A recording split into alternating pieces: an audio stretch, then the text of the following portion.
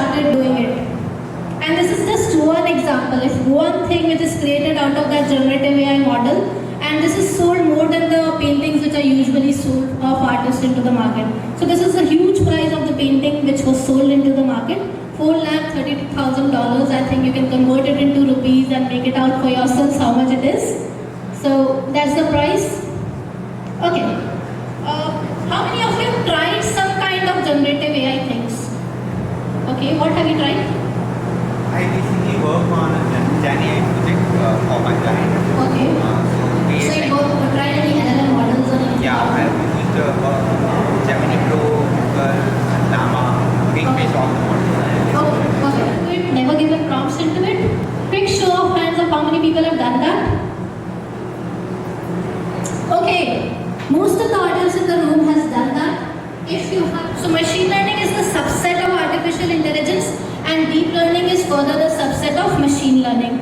So if you know this diagram, you can understand that. But AI is not exactly equal to machine learning. They are not equal. Machine learning comes inside the entire concept of artificial intelligence. These are some definitions. So basically, artificial intelligence actually tries to mimic the human emotions, human activities, cognitive functions and everything. So that's the intent behind artificial intelligence. Machine learning, as you know, it works on some algorithms. You don't have to explicitly program your programs, and it will help you with that. And deep learning, if we talk about that, it's like a powerful technique which is based on artificial neural networks, and it helps you train your networks and to supervise and unsupervised machine learning. So there are cases when you know your data is a labeled data. In that particular scenario, you categorize that as supervised machine learning. For example, you have some features available. For example, color of the object, shape of the object, and last is you know the output. It could be an orange or an apple based on color and shape. You can decide that factor. So these are features, and you have a label available to train it.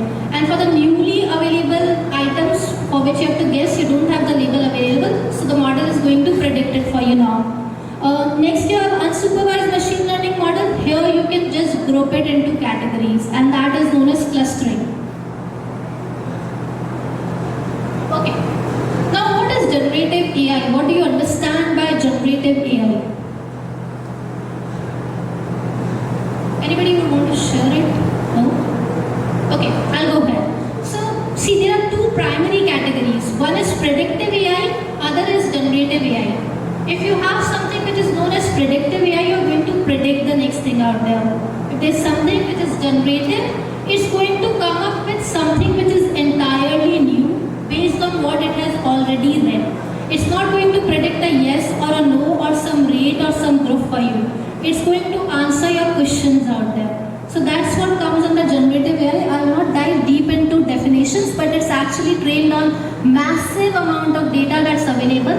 And once the models are out there for you to use, then also they keep training it. If you have used ChatGPT or you have used Gemini, you'll see a thumbs up or a thumbs down icon there towards the end of it. You know why that icon is there? It takes a good response sign or a bad response sign from there, and the model performs reinforcement learning, and it keeps on training itself based on that. So types of generative AI content that we have includes text, code, images, speech and video. So generative AI can generate all of these things for you.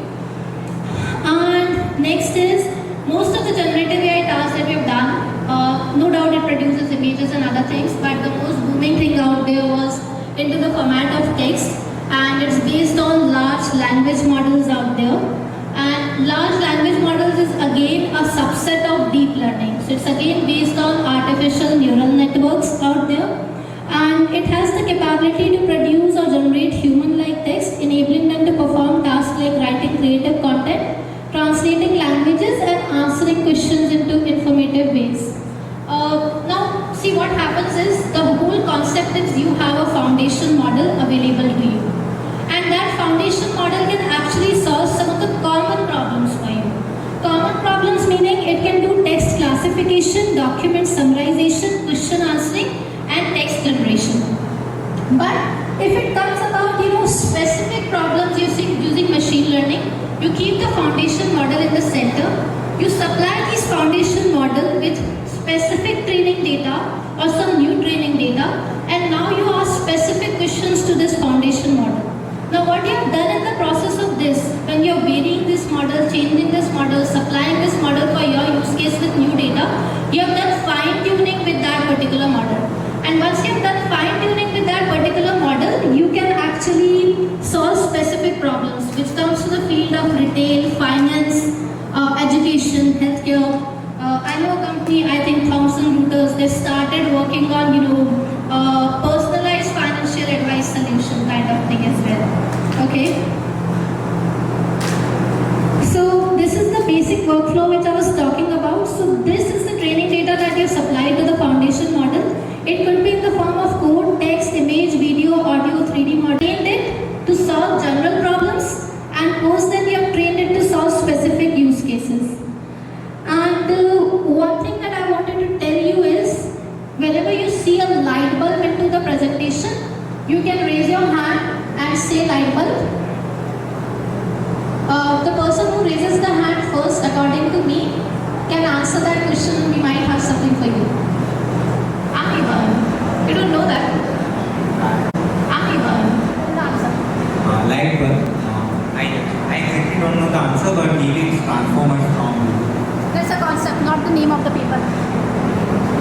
Anybody? And this talk that I was just, giving you for the purpose of this session, this talk was like a teaser talk that I've given you today. We are planning to come up with a day full of generative AI talks, where the entire event from morning till evening will be dedicated to artificial intelligence and generative AI talks.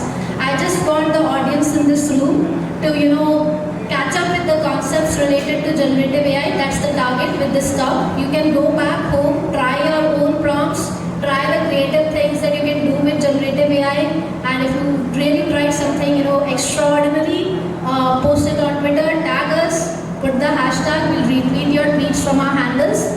And I just don't want that when we are going to come up with that day full of generative AI events, anybody in the room has a blank picture on what generative AI actually is. So that was the objective with this talk. I've given you enough context with this talk. So you can just go back home and try most of it. This is some concept which is related to hallucination. And thank you very much. This was my talk. I have 2 channels on YouTube. It's @impact_motivation and @Google Cloud Academy. I'll be posting some new contents out there. Do subscribe and like my channel. And thank you very much.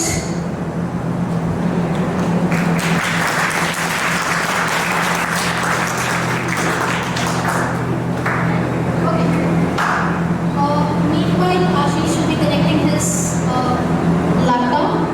I can ask you one more question or one smiley ball. But you have to raise your hand first and then I'll answer it.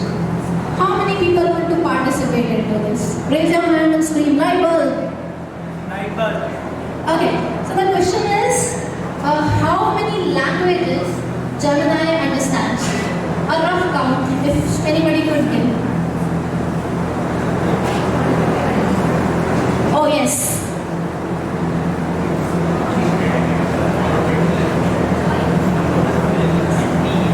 You are absolutely correct. It's more than